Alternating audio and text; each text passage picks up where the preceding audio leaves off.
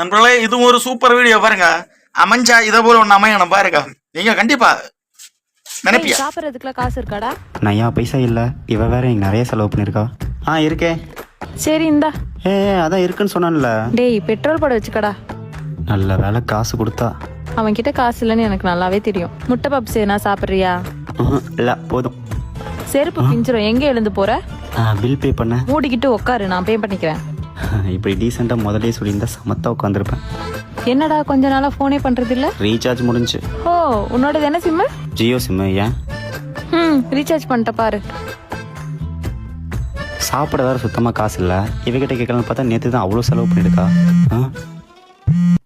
டேய் எருமை, நீ இன்னும் சாப்பிடாம பட்னியா தானே இருக்க?